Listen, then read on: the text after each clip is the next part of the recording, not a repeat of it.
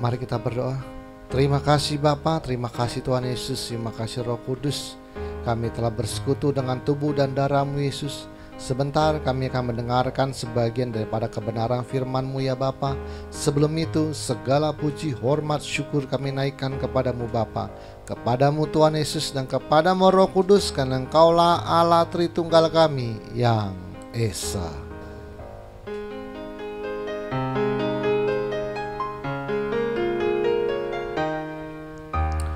Hormat bagi Allah Bapa, hormat bagi anaknya, hormat bagi Roh penghibur ketiganya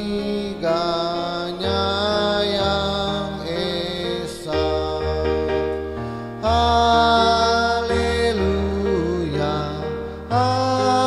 haleluya, ketiganya yang Esa. Haleluya, haleluya, ketiganya yang Esa. Ketiganya yang Esa, ketiganya yang Esa.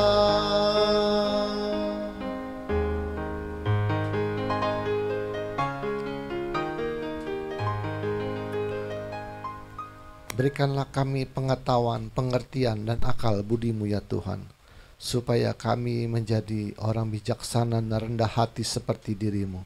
Urapi hamba-Mu pada saat ini ya Bapa, Kau menjamal ya bibi hamba-Mu Roh Kudus, supaya apa yang hamba perkatakan menjadi kebenaran-Mu yang sempurna di akhir zaman ini Tuhan. Sembunyikan hamba-Mu di balik salib-Mu, biarlah Engkau semakin besar dan hamba-Mu semakin kecil. Persiapkan hati kami, bagian tanah yang subur di dalam hati kami, supaya firman-Mu yang bentuk logos tulisan mati menjadi rema dalam kehidupan kami. Terima kasih Bapa, terima kasih Tuhan Yesus, terima kasih Roh Kudus. Di dalam nama Tuhan Yesus kami telah berdoa dan mengucap syukur. Haleluya. Kita yang percaya katakan amin. Mari kita ucap salam kita. 1, 2, 3. Salutam en Christo en dunameon energemata. Salam di dalam Kristus, di dalam kuasa mujizatnya. Amin. Silakan duduk. Shalom semuanya. Selamat pagi. Oke, kita lanjutkan. Apa itu tubuh kemuliaan?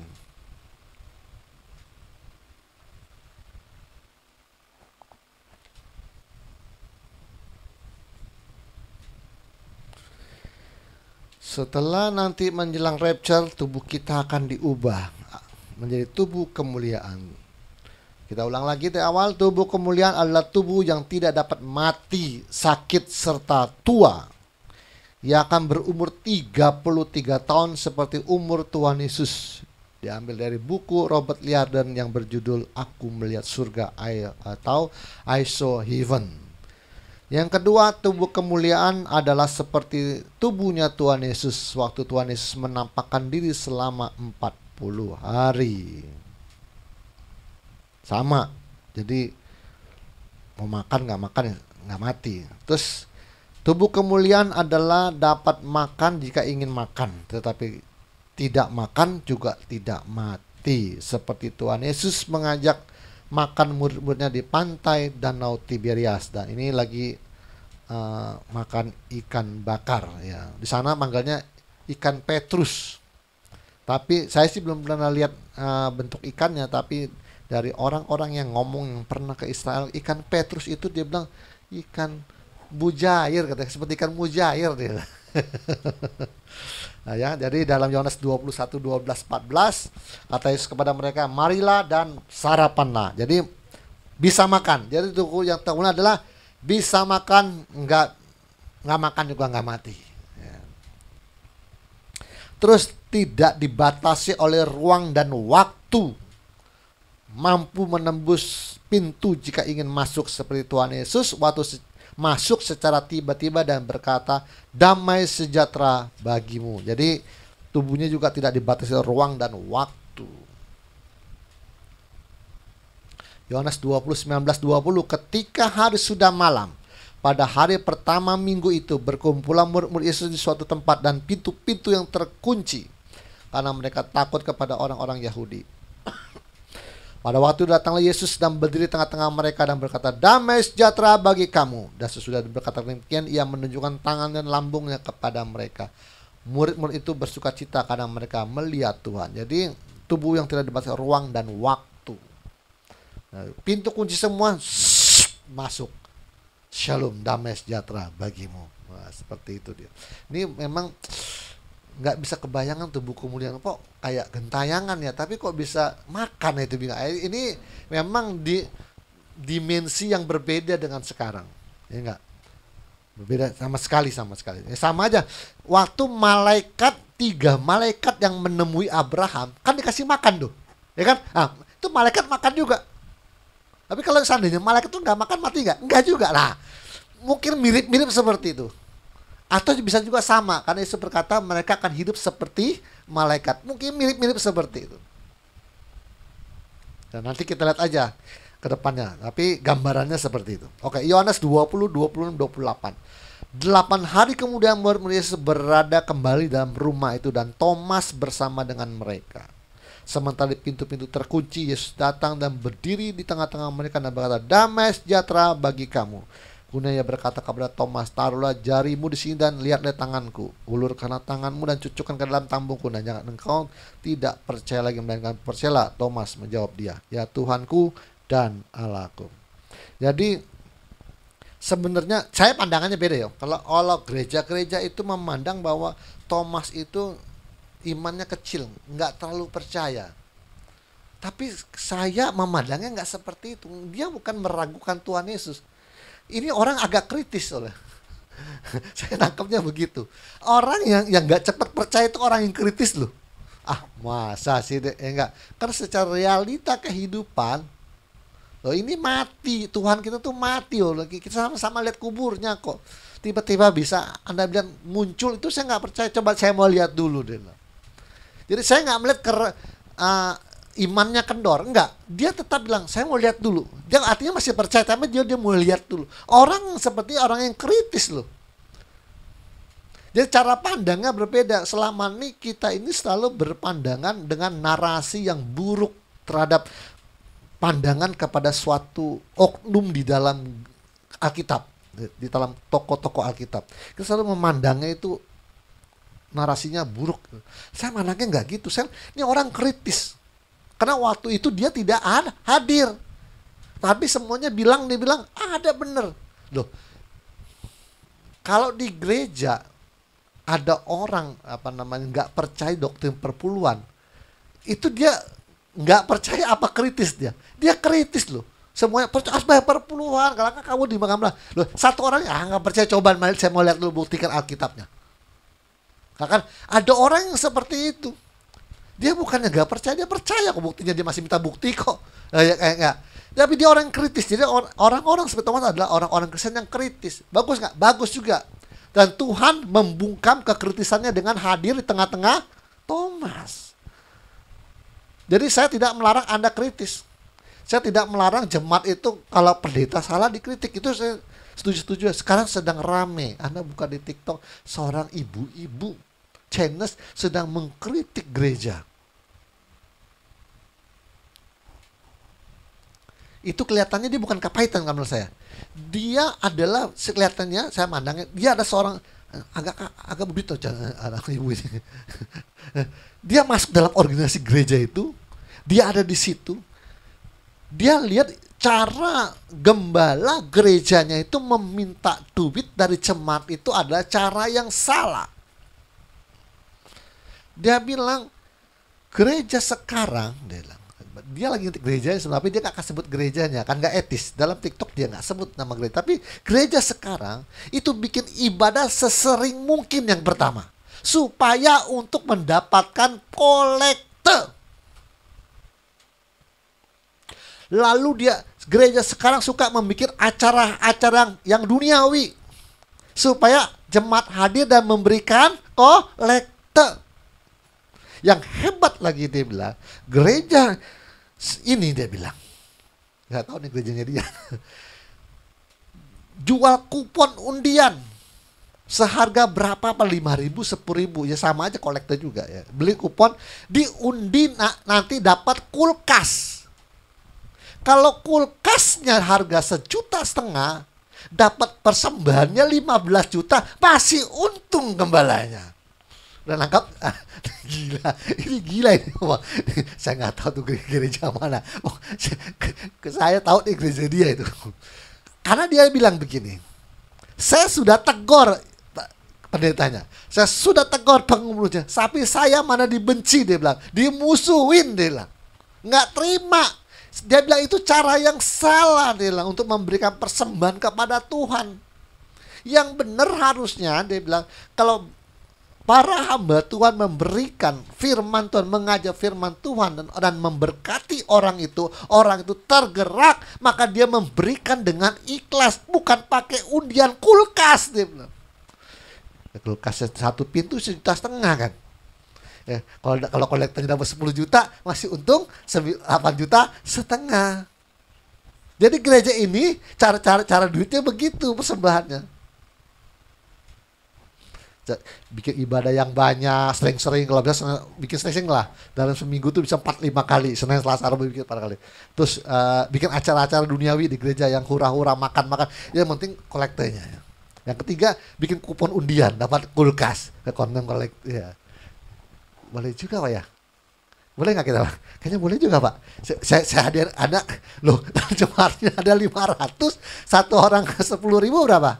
Kalau 500 5 kali 10.000 berapa? Berapa? Ya, kalau 500 orang kali, 500 orang kali 10.000 berapa? 5 juta ya? Bener nggak? Coba kalkulator bener.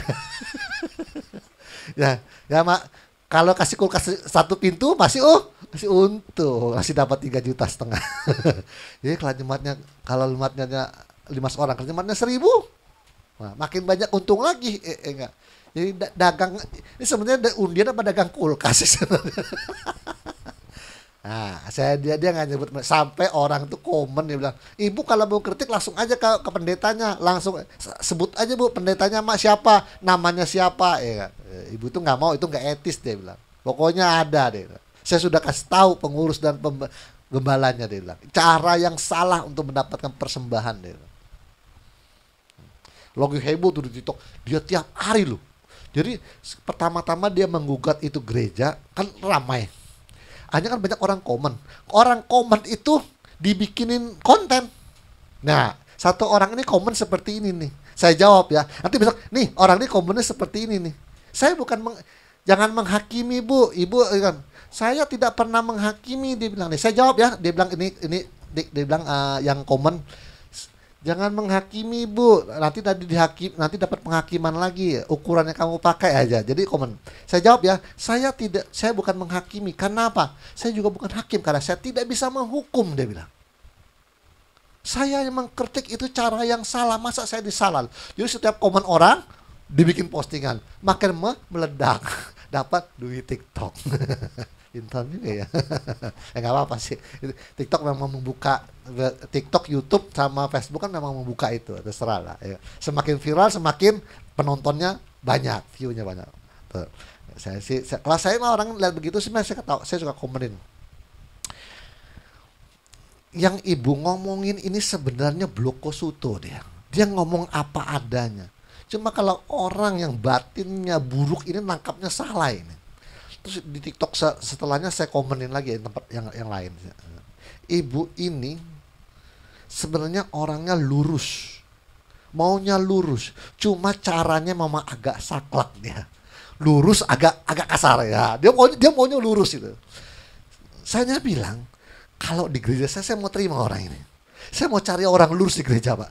Kalau saklek, agak kasar, agak blokosuto, terlalu vulgar, saya bisa kasih tahu, Bu, bener Bu, tapi cara ngomongnya jangan begitu gitu. Ya, ingat ya, saya justru mau cari orang-orang yang begini, yang lurus. Cari orang lurus itu susah loh Pak. Yang maunya bener itu susah itu. Anda tahulah di gereja, belok semua kayak ular. Banyak drakornya, tau gak dramanya? Oh enggak, gini Bu, gini, banyak dramanya dia. Rekayasa ngomongan. Cari yang, saya kalau ketemu sama ibu yang model gini, saya mau terima dia. Saya mau jadi pengurus, saya mau cari orang lurus. Masalah dia agak kasar, agak saklek, agak begitu, itu bisa kita benerin. Tapi lurus itu susah cari loh. Lurus itu susah cari itu. Karena rata-rata itu bengkok semua, udah kayak ular. Banyak drakornya Pak, dramanya. Oh enggak, gini maksudnya. Nah, saya bilang ini kalau saya mau pakai orang kalau ada saya ketemu orang pada seperti saya di Bangka, kalau ketemu orang ini saya mau pakai. Karena saya banyak ketemu orang seperti ini di Jakarta. Ada yang Buddha, ada yang Konghucu, ada yang dia pernah masuk Kristen terus keluar, ada tapi dia itu gara-gara keluar dia karena dia mau lurus. Sama yang kayak cerita semalam yang dia buka celana, nih sembah kepala, dia mau lurus. Dia maunya lurus ya. Cuma caranya agak-agak itu dia, agak tembak langsung hajar gitu ya. Tapi saya mau cari orang seperti ini kalau ada. Ya, kita kumpulin aja Pak orang-orang bener gini. Masalah dia cara menyampaikan salah atau kasih kita bisa bener. Tapi lurusnya ini susah. Mau lurus, jadi kalau salah kritik Pak harusnya begini Pak. Oke, setuju saya. Lurus pokoknya.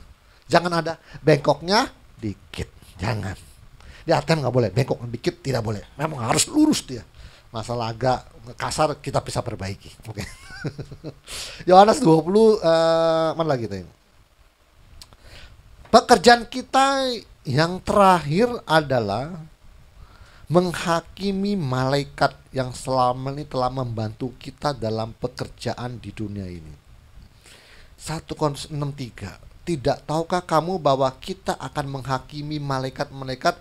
Jadi apalagi perkara-perkara biasa dalam hidup kita sehari-hari. Nih, saya perbaiki. Saya dapat pengetahuan dari Tuhan. Saya agak ragu teh. Tuhan, ini maksudnya apa menghakimi malaikat? Apa kita ini Housin Kristus itu menghakimi malaikat yang bersalah? Kan enggak juga. Malaikat itu terjadinya di kekekalan. Itu urusannya Hakim Agung namanya Tuhan Yesus. Masa kita manusia, kita akan menghakimi malaikat. Loh, jangan sekelas ATM lah. Kristen yang makhluk itu kan mati masuk surga, oke? Karena kasih karunia. Lalu dia mau menghakimi malaikat, bisa nggak kira-kira? Nggak bisa. Malaikat gengnya Lucifer itu berhikmat, penuh hikmat dan cantik. Orang-orang oknum ini orang yang bijaksana. Hikmat tuh bijaksana. Kalau dia tidak hikmat, tidak bijaksana, bagaimana caranya Lucifer memimpin anak buahnya? Enggak bijak dia. Sembrono gitu, kayak sontoloyo, kayak manusia. Berantakan mah, tuyul-tuyul Mbak Yul berantakan semua. Wah, bosnya gila dia, ngaturnya nggak ada rapi, berantakan kita kerjanya. Dia penuh hikmat dan cantik. Itu bijaksana artinya. Jadi kalau Anda pendeta yang masih makhluk, mati masuk surga karena kasih karunia, Anda nggak bisa menghakimi malaikat. Lalu Tuhan, saya tanya Tuhan, maksudnya apa menghakimi malaikat itu? Tuhan kasih tahu saya, itu bukan kamu jadi hakim itu. Kamu bukan mengadili malaikat. Malaikat ini nih selama dari Adam dan Hawa sampai entar kamu rapture di dunia, mereka kan kusuruh-suruh, mereka tuh berprestasi. Kamu yang bagian membagi mahkota-mahkota, kasih penghargaan kepada mereka. Kamu jadi hakim yang menentukan penghargaan mereka. Nanti saya kasih datanya semua di sorga. Nih, malaikat Mikael sudah berjasa gini. Nah, kamu pertimbangkan dia kira-kira mau dikasih penghargaan apa. Nanti semua datanya kamu baca. Itu dia jadi hakim untuk membagikan penghargaan. Kan juga penghakiman ada dua. Ada penghakiman di luar Kristus orang baik dan orang benar. Kita kan juga dihakimi, tetapi penghakiman dalam pembagian apa? Mahkota itu kan hakim juga statusnya. Dia status menghakimi itu ada dua arti. Menghakimi orang baik dan jahat, menghakimi dan jadi hakim untuk membagikan mahkota penghargaan. Ya, menghakim itu ada dua arti. Bisa berarti baik dan jahat, orang jahat, oknum baik dan jahat. Bisa juga untuk jadi hakim untuk menentukan penghargaan. Kita nanti yang masuk jadi Kristen, mati masuk Firdaus, itu dihakimi penghargaan mahkota. Hakimnya langsung Tuhan Yesus. Nah, untuk malaikat dikasih kepada kita. Nih, jasanya sekian nih. Saya juga belum hafal nama malaikat. Ada Mikael, Gabriel, apa lagi? Ada lagi dalam Katolik itu ada Asael gitu. Nggak tahu loh saya lah. Nah, ya pokoknya belakangnya L semua gitu. Belakangnya L karena L artinya Elohim, itu marganya Tuhan. Nah, Lucy, Mikael, Gabriel, ya kan? L, Asael. Terus setelah selesai semuanya itu, maka kita akan mendapatkan sebuah mahkota dari Tuhan Yesus masing-masing menurut pekerjaan kita yang telah lulus uji. Kemarin kita nggak salah ada 5 mahkota. Saya ada terangin nggak 5 mahkotanya apanya? Belum ya? Belum ada ya? Belum sampai, oke. 1 Korintus 3:13, 14.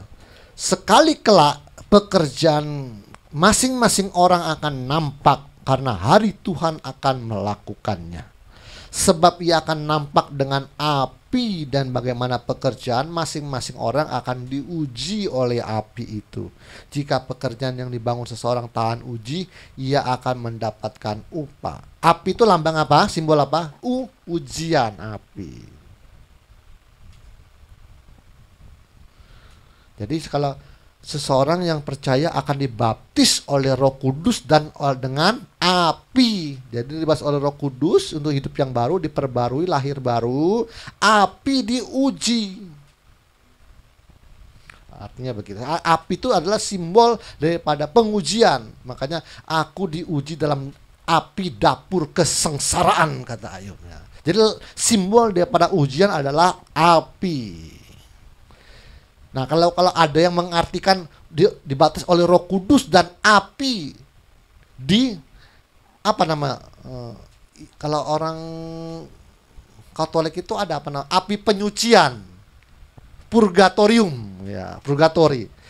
Dia diartikan, ada yang mengartikan Roh Kudus dan akan diuji nanti di tempat purgatori. Jadi masih ada harapan lah. Yang dosanya masih kurang-kurang bersih, ya, bakar sedikit di purgatori, ya enggak? Di purgatori itu dibakar-bakar dikit, ya. Nah, apa sih yang diuji? Dengar nih. Pada prinsipnya ujian itu ada 3. Kamu diuji waktu kamu miskin. Benar? Dilihat ketabahannya, kesetiaannya. Masih memuji Tuhan. Atau orang bilang kalau banyak duit bisa haleluya, miskin enggak. Oke. Waktu kamu miskin, kamu sedang diuji. Lalu kamu naik kaya. Kamu itu sedang diuji dengan kekayaanmu loh. Waktu engkau kaya, apakah hatimu berpindah kepada harta kekayaanmu? Kalau orang hatinya berpindah kepada kekayaannya, maka timbul yang namanya kesombongan. Selama bertahun-tahun, dari abad ke abad, kita selalu dinasihati namanya, kita harus menjadi orang yang rendah hati. Ternyata setelah Anda renungkan sebentar dan cari, di dunia ini tidak ada orang yang benar-benar rendah hati. Anda bilang, Pak, itu orang kaya tapi orangnya rendah hati, Pak, melayani. Anda belum lihat. Saya belum menemukan ada orang kaya rendah hati. Orang miskin aja bisa sombong, apalagi udah miskin sombong lagi. Enggak. Apalagi orang kaya. Kelihatannya dia melayani, Pak, rendah hati, Pak, dia melayani. Loh, di dalam videonya Alvin Lim, Anda nonton Alvin Lim, waktu dia sedang mencerita, dia bilang dia kayaknya Ada di Pik 2 dia bikin konten itu. Masih ada di YouTube. Orang udah meninggal tapi dia bilang gini, Anda walaupun benar, jangan coba-coba lawan 9 naga. Pasti lu yang kalah di penjara. Lu bener, lu yang di penjara. Percaya kata saya, kata Alvin. Lebih baik hubungi saya. Nanti saya bisa nego dengan mereka, ketemu di tengah-tengah damai. Jangan coba-coba. Terus dia cerita, nih kasusnya ini. Dengar ya, ada tahu kan kasusnya ini? Siapa yang dipidana? Orang itu kan. Jadi saya gambarnya gampang. Alvin mau bilang, orang kaya begitu. Saya belum menemukan orang kaya itu rendah hati. Kalau Anda rendah hati, Anda harusnya tidak sakit dan mati. Karena salah satu cara Tuhan untuk menghentikan kesombongan adalah sakit dan kematian. Sakit dulu supaya lu gak sombong. Masih juga gitu, udah mati aja lah. Ya mati udah, kalau udah tua mati. Jadi bukan hanya karena lu berbuat zina, bunuh orang, Anda dosa yang gak kelihatan, Anda berbuat baik, tapi Anda seperti Lucifer sifatnya, sombong, ya, Anda pasti mati. Kalau untuk yang umum, kalau orang kaya bisa dia kaya sombong dengan hartanya. Tapi yang umum, yang semua orang kaya, orang sedang, orang miskin, ya, yang semuanya pasti melakukan apa? Harga diri. Coba perhatikan. Nggak orang miskin, nggak orang sedang, nggak orang kaya, nggak pejabat paling bawah, nggak pejabat paling menengah, dan pejabat paling tinggi. Coba ngomongin tentang harga diri. Saya mah kalau dibilang jelek nggak apa-apa, tapi jangan singgung harga diri saya.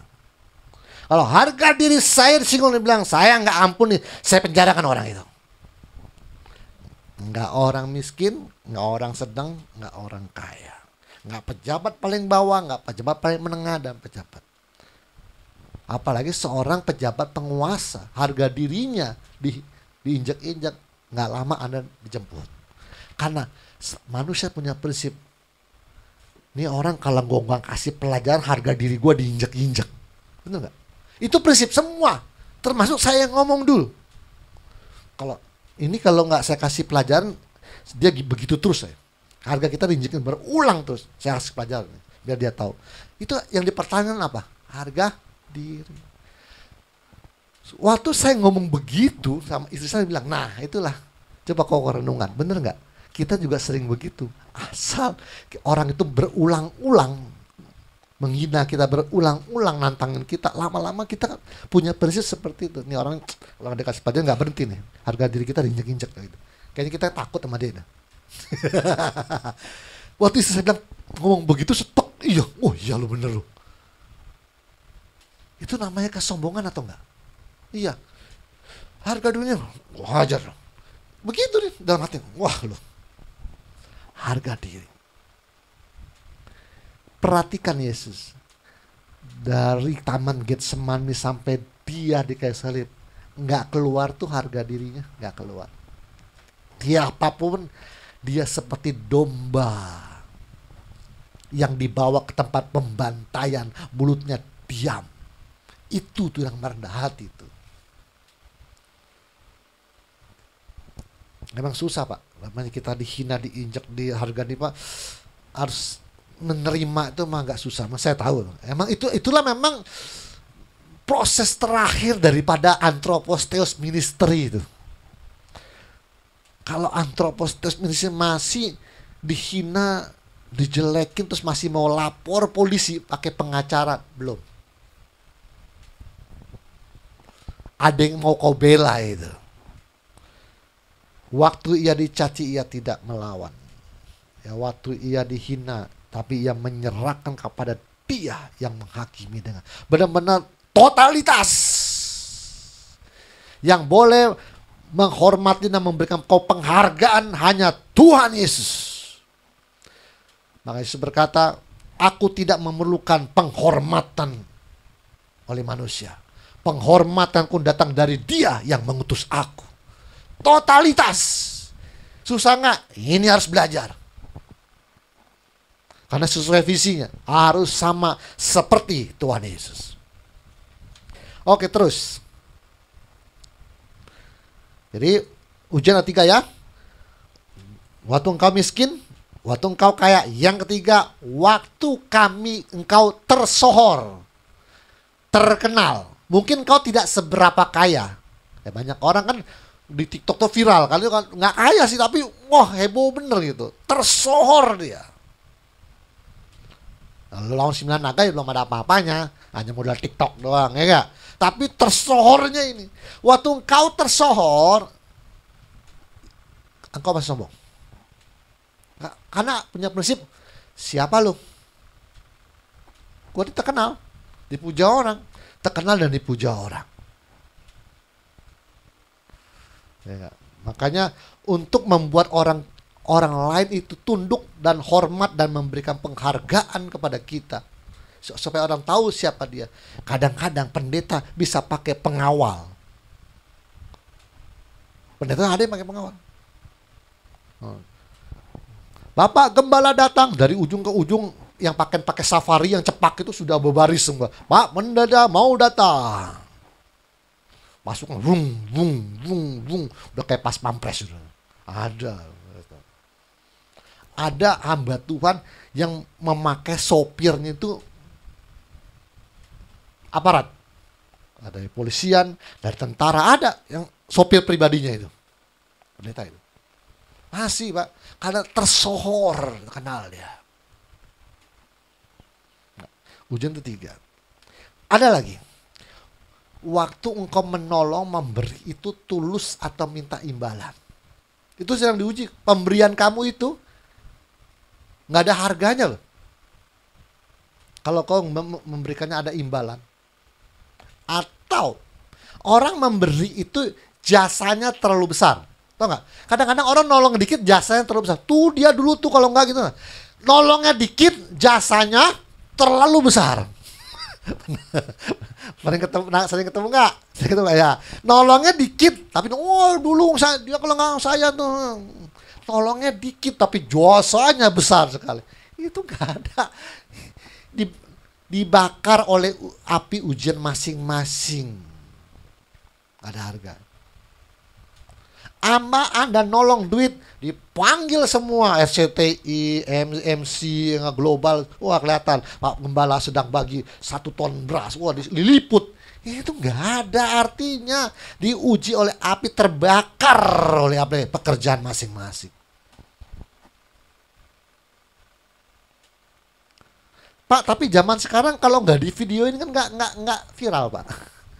Itu gereja tuh gede, selama ini kerjanya apa sih? Duitnya banyak tuh, nggak ada yang kerjain. Karena kalau gereja itu tidak masukin TikTok, tidak masukin YouTube, nggak tahu apa yang dikerjakan pendeta itu. Benar? Makanya pejabat kalau jadi gubernur, jadi bupati, kemana-mana ada yang bawa kamera. Tuh gubernur lagi nolong tuh. Bupati lagi nolong. Di video semua, masukin ke. Karena supaya orang tahu kebaikan saya. Dengar, gereja nggak boleh. Tapi gereja ada nggak yang melakukannya? Ada, lagi bagi beras. Di video, kamu lihat di YouTube, Anda lihat.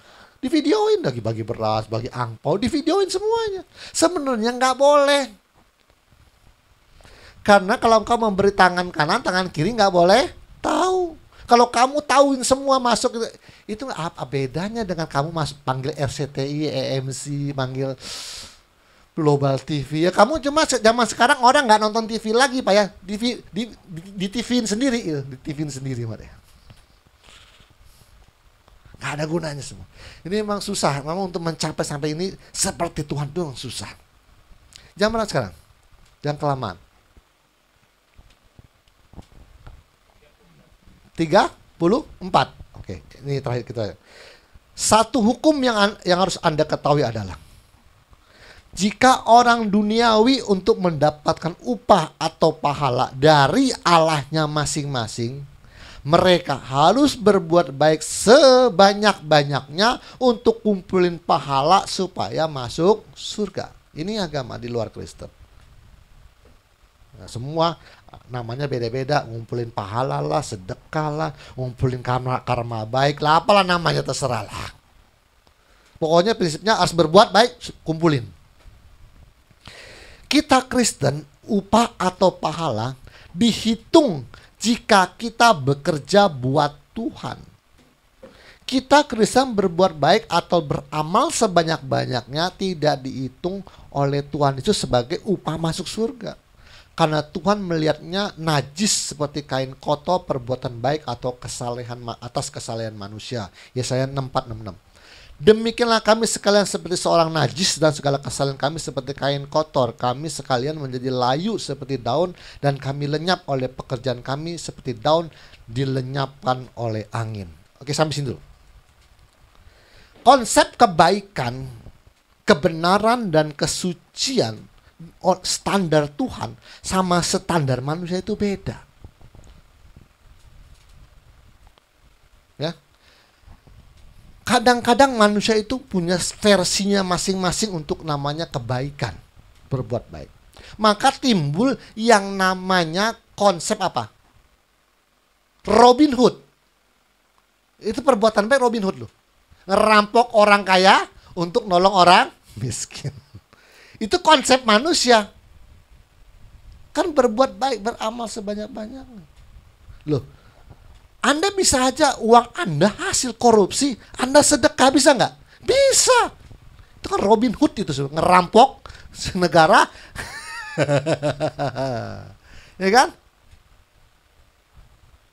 Konsepnya berbeda. Yang namanya perbuatan baik, benar dan suci harus menurut standarnya Tuhan. Ada orang, ini namanya baik nih. Baiknya begini. Bro, gue mau main judi. Tolongin gue dong, tolongin gue dong. Modal, gue pinjam modal dulu 2 juta. Ntar menang gue pulangin ya. Dia pinjemin tuh. Nolongin temannya untuk main judi. Kalau sesama manusia, dia akan ingat, teman gue tuh baik loh. Waktu gue kalah judi dia pinjemin gue, baik deh. Gue nggak lupa sama pertolongan dia. Kan dia baik dia. Tapi kebaikan yang kamu berikan itu dia untuk main judi masalahnya. Ada kebenarannya nggak? Ada kesuciannya nggak? Enggak, baiknya ada, duanya nggak ada. Tapi secara manusia dia akan ingat nggak sama temennya nih? Oh iya, nanti lagi susah dia pasti tolongin tuh. Karena waktu dia susah main judi, dia menang gara-gara dimodalin, dia sekarang udah kaya, dia tolongin temennya. Konsep kebaikan dan kebenaran dan kesuciannya Tuhan itu berbeda dengan tuh manusia bikin versi. Beda. Anda mau jadi transgender juga, itu juga terserah Anda. Tapi di pandangan Tuhan itu melanggar yang namanya kesucian. Makanya beda. Makanya kebaikan, kebenaran dan kesuciannya harus menurut ukuran Tuhan, ukur standarnya Tuhan. Ada orang dia mah cuma mulutnya doang jahat, hatinya baik itu. Coba kamu minta tolong sama dia. Dia nolong, tampil sambil ngocel. Iya. Lu nggak mau kerja lu gini, lu malas gini. Nih, pengen 2 juta, lu salah. Domelin dulu itu. Yang begitu apakah dihitung sebagai pahala? Saya mau tanya dulu, itu baik loh. Bener juga kan nolongan bener, baik bener. Coba yang model gitu kira-kira dihitung sebagai pahala, sedekah atau nggak gimana? Itu baik loh, bener loh. Tapi diomelin dulu Anda. Kita yang nerima, yang mau minta tolong dalam hati bilang, Pak bro, mau nolong aja, nggak pakai diomelin kali itu. Ngerti? Nah, oke. Tuhan Yesus memberkati dan mari kita berdoa. Terima kasih Bapa, terima kasih Tuhan Yesus, terima kasih Roh Kudus, hamba-Mu telah saya Tuhan. Berikan kami tubuh yang sehat dalam sepanjang minggu Tuhan, dan mengumpulkan kami minggu depan di tempat ini Tuhan.